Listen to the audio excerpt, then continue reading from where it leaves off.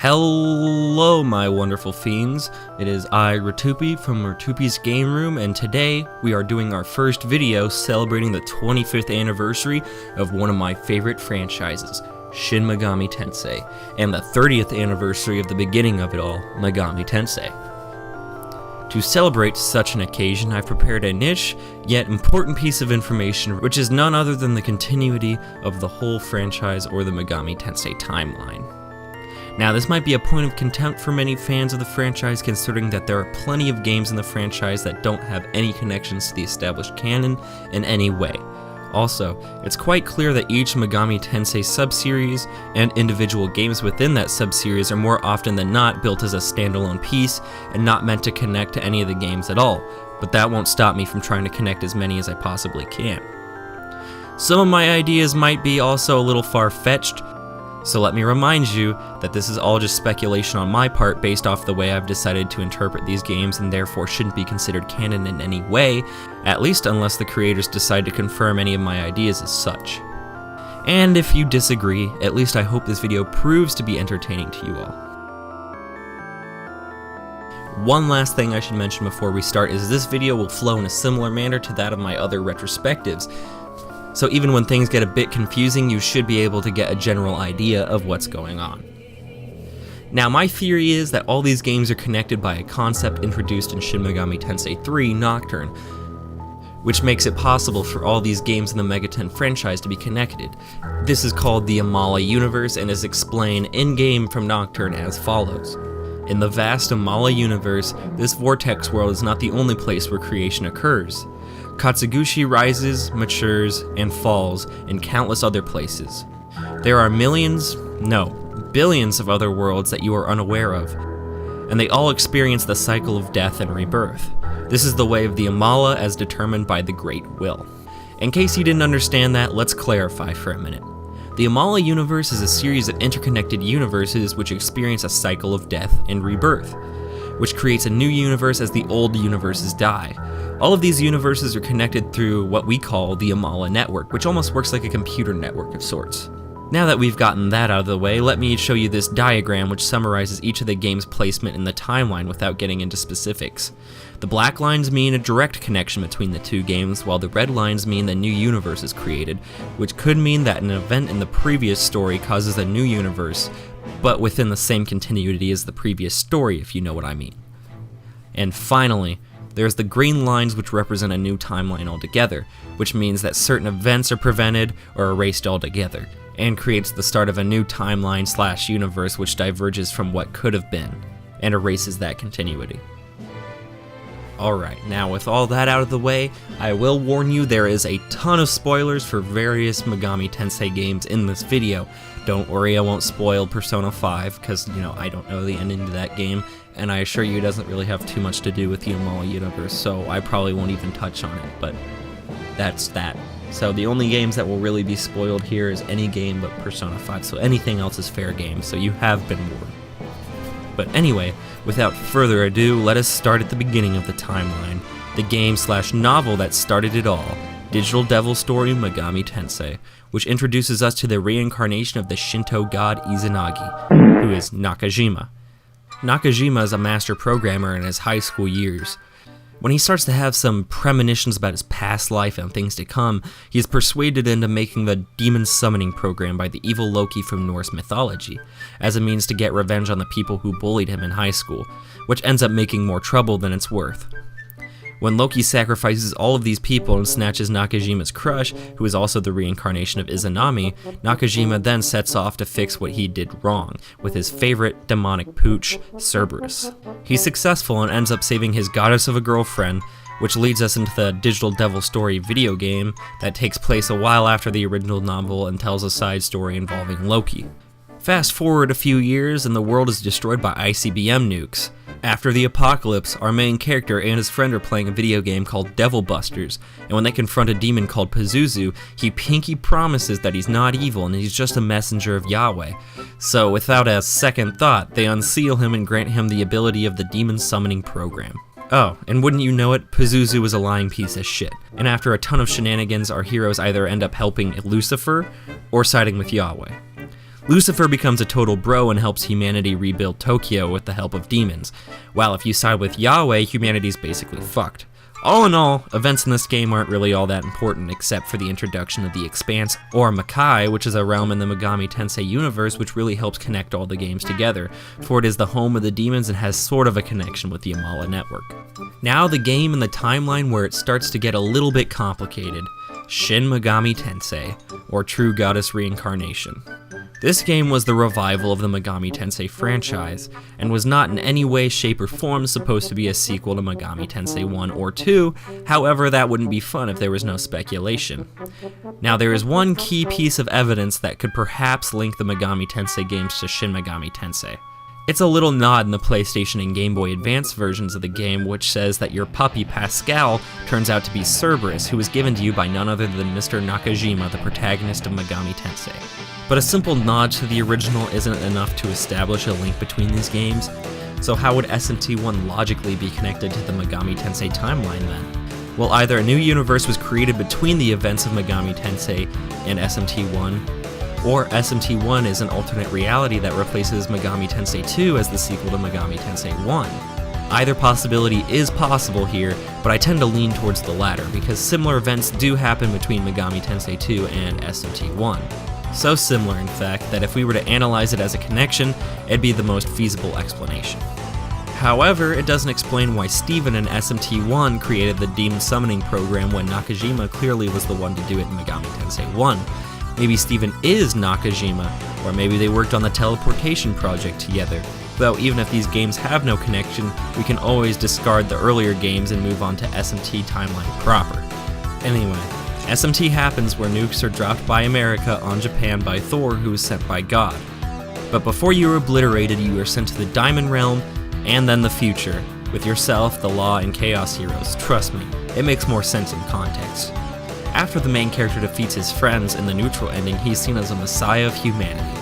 Fast forward a few years later and we have Shin Megami Tensei 2, which takes place after the events of Shin Megami Tensei 1. In this game, a synthetic Jesus is made which makes Yahweh, or God, flip his shit because he didn't make that person.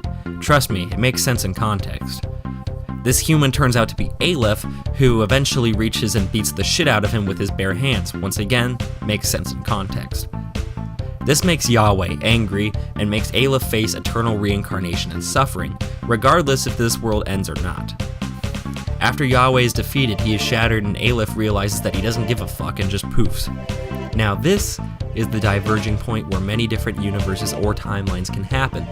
This is where we seriously start grasping at straws, but hear me out. After Shin Megami Tensei 2, a Conception-like event happens where a Messiah did or did not show up that led to the world to be remade, which creates a split in the timeline. First, we're going to stick with the mainline series. Let's say that after this event, the world is recreated to be the way it was before the nukes dropped in SMT1, which leads us into Shin Megami Tensei 3, Nocturne. In this game, another conception happens and it's up to the main character to ultimately decide the fate of the world. Any ending can really go with this one, like the True Demon ending in which the MC becomes, well, a true demon, and goes to eliminate the missing remnants of Yahweh. Another relevant ending is the one where he recreates the world to be the way it was before.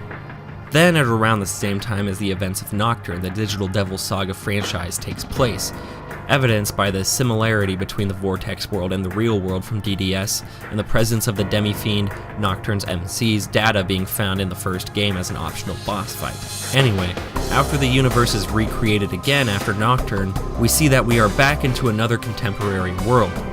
However, there is a looming threat in the polar ice caps. A giant portal to the Expanse is open, and it's up to a group of scientists and soldiers from all around the world to take care of the problem.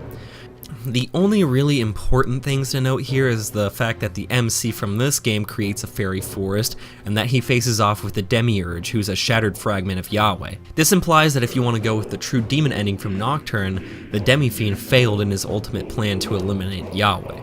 After the crisis is averted by the MC and his team, in the neutral ending a nuclear apocalypse happens which basically renders everything he did pointless. Every country around the world is destroyed at this point, except for Tokyo, of course, which is shielded by a thick firmament which is actually the spirit of Masakado called upon by the main character of Shin Megami Tensei 4 in a previous life. The events of Shin Megami Tensei 4 play out, and it could possibly lead us into either the new HD SMT game we're getting, or the new SMT 3DS game that was announced recently by Atlus. Though, I'm getting a bit ahead of myself, because the important thing is the first diverging timeline I'll cover happens during SMT 4, which leads to the events of Shin Megami Tensei 4 Final, which is a what-if scenario if a boy named Nanashi was revived by the demon Dogda. This small event creates a divergence large enough to create a pocket universe that acts as an alternate reality or alternate scenario to SMT4. Now that we got mainline out of the way, let's backpedal over a little bit and cover some of the other timelines. The first one that most people are probably familiar with, and the most popular one, is the Devil Summoner / Persona universe, which is created by Raito Kuzunoha the 40th. The Kuzunoha is a clan of secret agents, essentially, who work under Yatagarasu, who serve to protect Tokyo.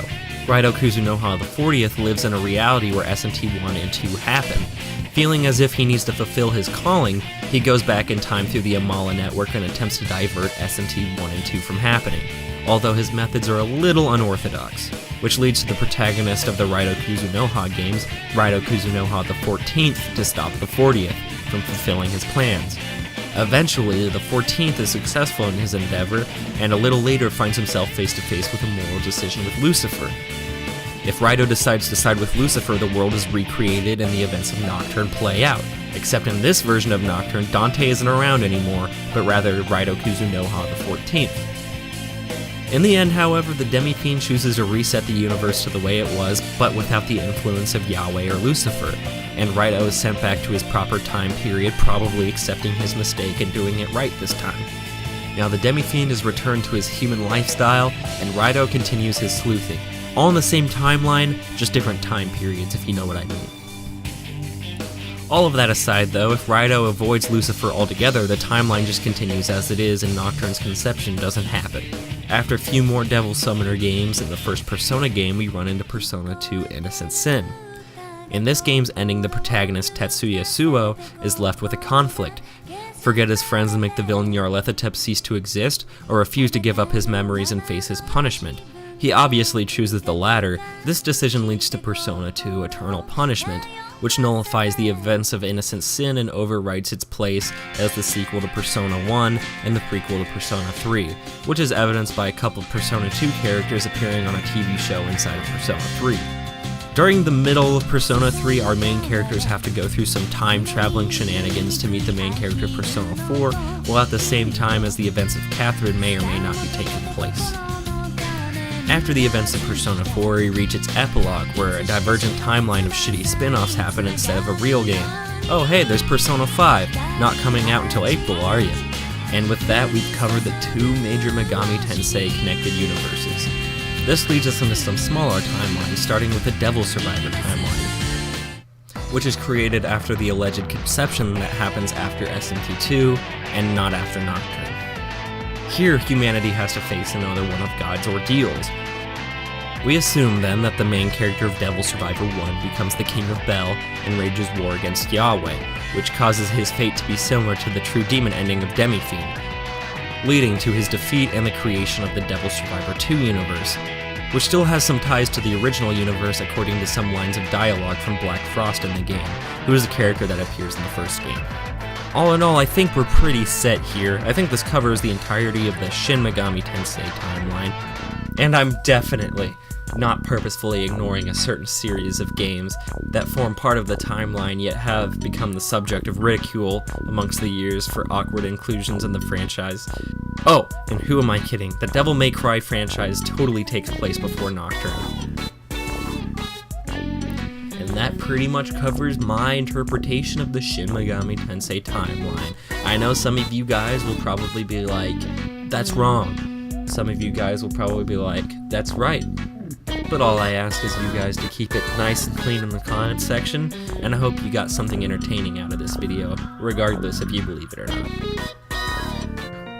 This has been my January video of the year of Shin Megami Tensei. Here's a hint on what my next video. What does a guy with sexy glasses, a guy with sexy stubble, and a group of edgy writers have to do with each other? Well, until next time, I'll see you guys later.